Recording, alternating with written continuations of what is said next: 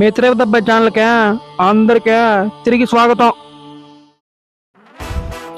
ఏమో అందరు బాగున్నారా? ఈరోజు మీ తిరుపతి అబ్బాయి ఇంకో సినిమా గురించి ముచ్చటడానికి వచ్చిండ. నవీన్ పోల్శెట్టి నటించిన అనగనగా ఒక రాజు సినిమా గురించి మాట్లాడదాం. నవీన్ పోల్శెట్టి సినిమా అంటే అట్టుంటుంది ఎట్టుంటుందని ఫుల్ ఖుషిగా థియేటర్కి పోతే మనోడు ఈసారి కొంచెం దెబ్బేసినాడబ్బా.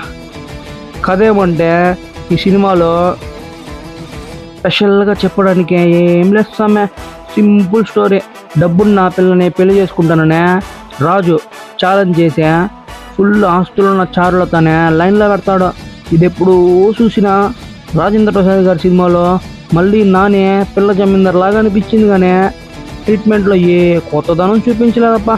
నవ్వులు పోస్తాయనుకున్నా, అసలు ఇక్కడే అసలు పంచాయతీ వచ్చిందే. కొందరికేమో ఆపరేషన్ చారులత కుక్కల సీన్ అని నాన్ స్టాప్ నవ్వులు, మరికొందరు మాత్రం రైమింగ్ డైలాగులు వన్ లైనర్లు విని విని తలనొప్పి పుట్టిందబ్బా.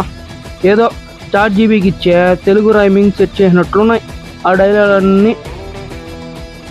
ఇంకా సెకండ్ హాఫ్కి పోతే పెద్ద సోదే. ఫస్ట్ హాఫ్లో ఏదో నవ్వులతో అట్లా ఇట్లా లాగించిన సెకండ్ హాఫ్లో ప్రెసిడెంట్ ఎలక్షన్ పోర్లు వచ్చేసరికి ఈ సినిమా పర్రమ్మ బోరింగ్గా తయారైందే. కథలో కొత్తదనం లేక స్క్రీన్ ప్లే ఫ్లాట్గా ఉండడం, గ్రాఫ్ పడిపోయిందే.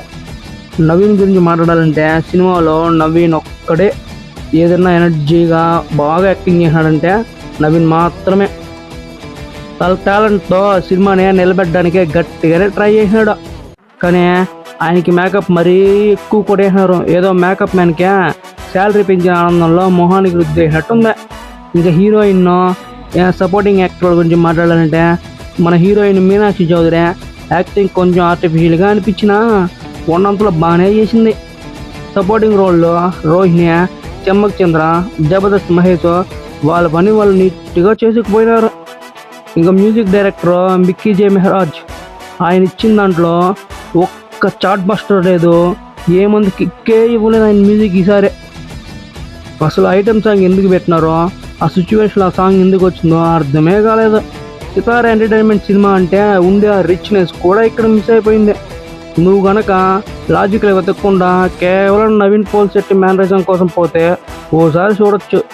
ఏజెంట్ సాయి శ్రీనివాస్ ఆత్రేయ లాంటి కిక్ ఆశిస్తే మాత్రం డిసప్పాయింట్ అయిపోతావు. ఇక చూసుకో అబ్బా, నీ ఇష్టం. సరే అయితే సబ్స్క్రైబ్ చేసుకోవడం మర్చిపోకండి. నేను మళ్ళీ వస్తాను ఇంకో మూవీ రివ్యూతో. బాయ్.